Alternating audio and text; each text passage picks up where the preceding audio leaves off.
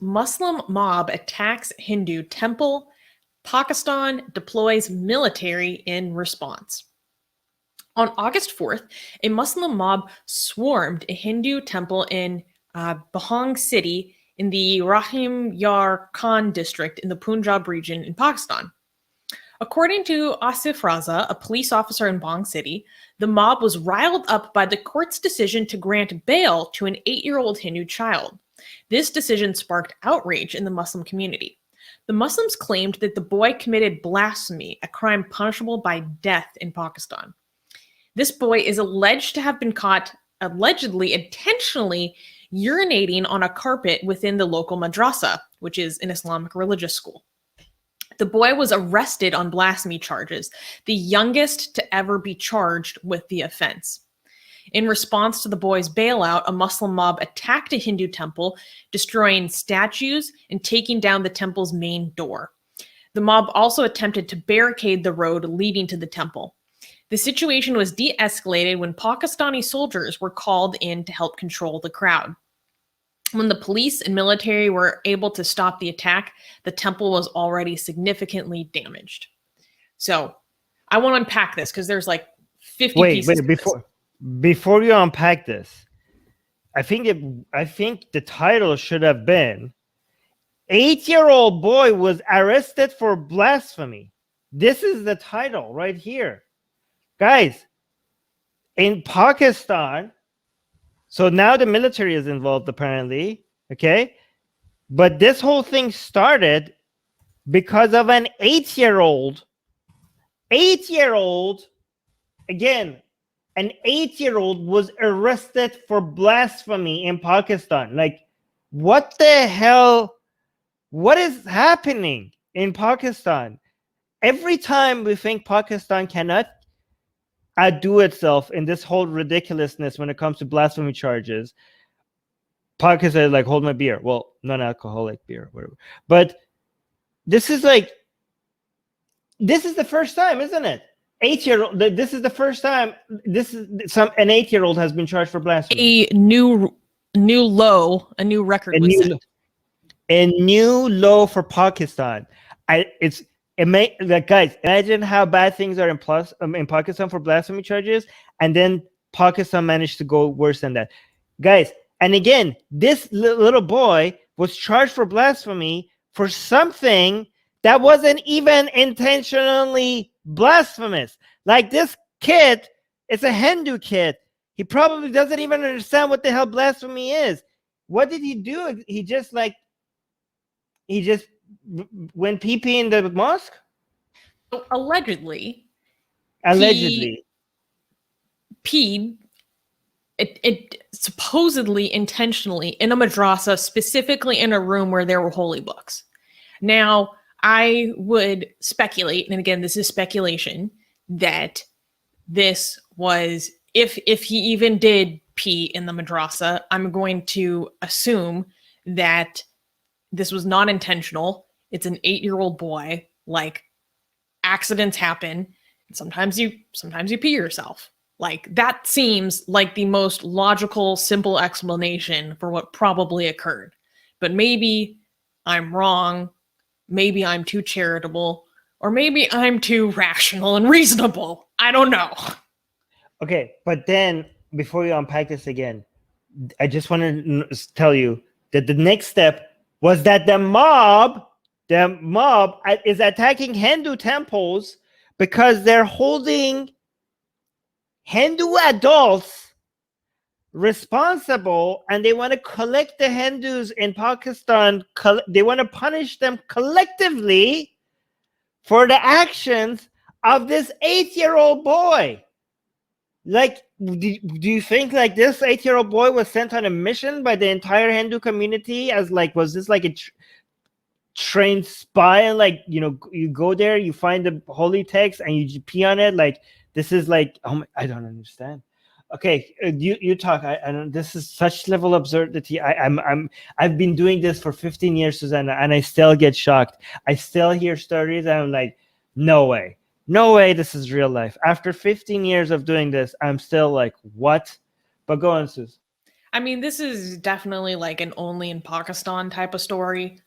And I don't know if there's a more PC way to say that.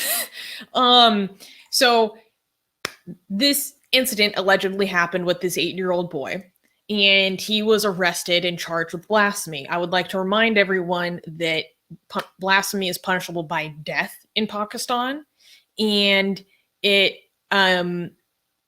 this is the youngest person to ever be charged with blasphemy. So he was bailed out of jail, and because he was bailed out of jail, that prompted this mob to go attack the nearest temple. There was, I believe they set the doors of the temple on fire. And it was only de-escalated when the military was deployed. By the time the combined police and military presence stopped the attack, there was already significant damage. And there was a Hindu community leader who commented that the damage to the temple would have been a lot less if the police were like more willing to control the situation sooner.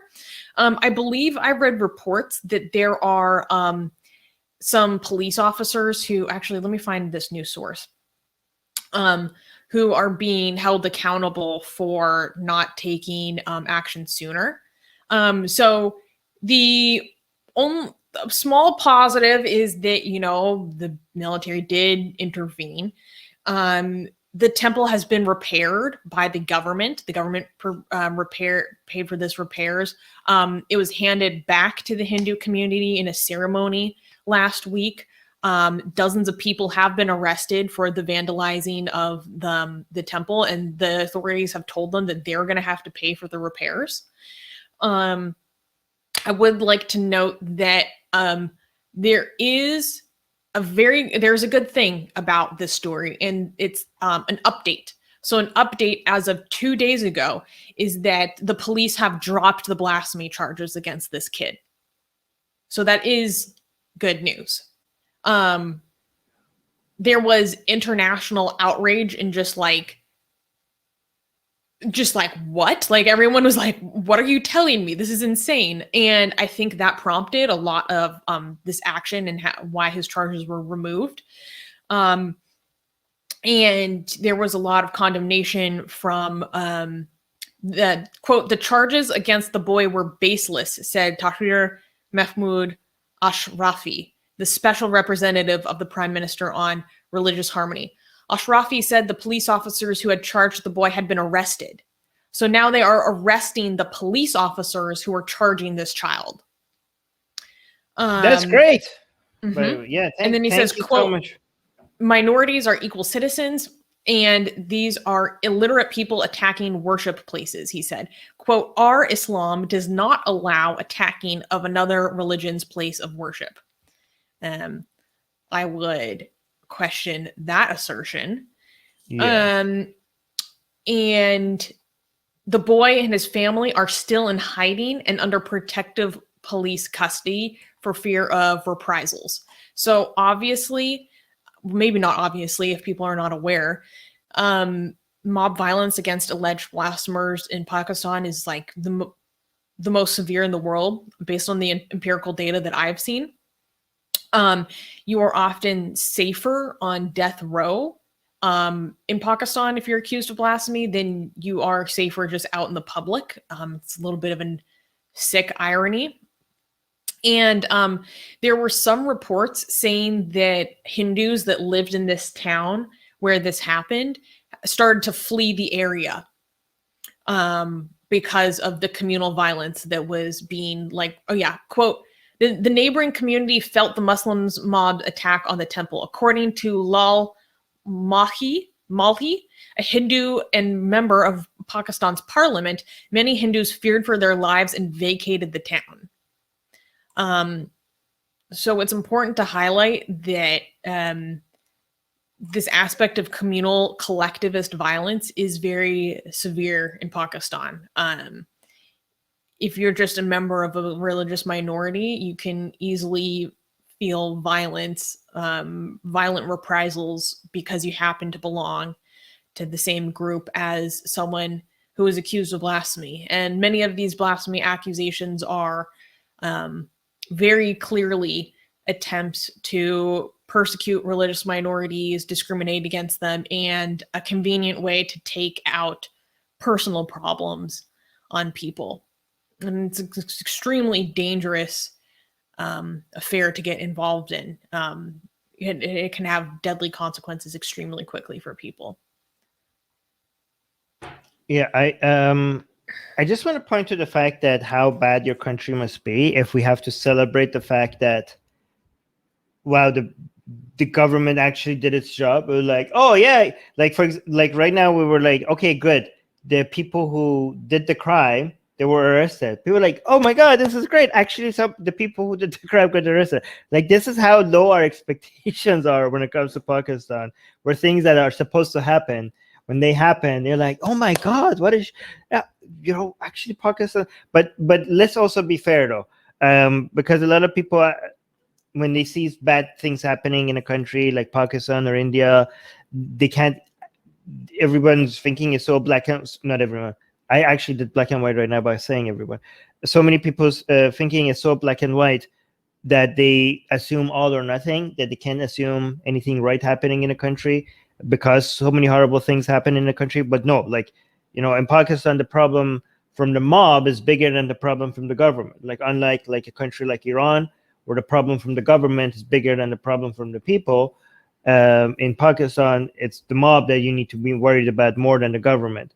Like you can see here in the government. I mean, I'm not praising Pakistan's government, okay, especially now where we see with the Taliban, which was funded by Pakistan's government and military. So I'm not like celebrating Pakistan's government, but when it comes to blasphemy charges and when it comes to actually protecting minorities, the culprit here is not the Pakistani government, is these mobs. Like you can see actually the Pakistani government coming and arresting the people, including the police that need to be arrested, and actually rebuilding the Hindu temple. So again, I'm not celebrating Pakistan's government, but when it comes to this specific issue, it's not the Pakistani government, as it's these mobs that are the problem, right?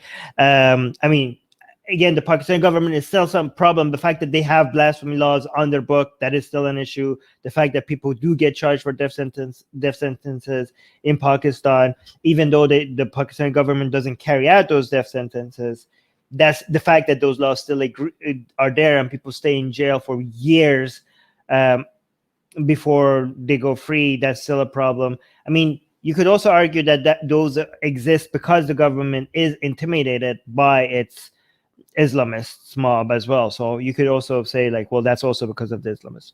That will get into a different discussion. I also want to address the fact that Susanna did mention that when, I don't know, who was it that said that we don't learn this in Islam to attack other people's temples and stuff like that? It was the special representative of the Prime Minister on religious harmony. Yeah, I mean, we all know that's BS.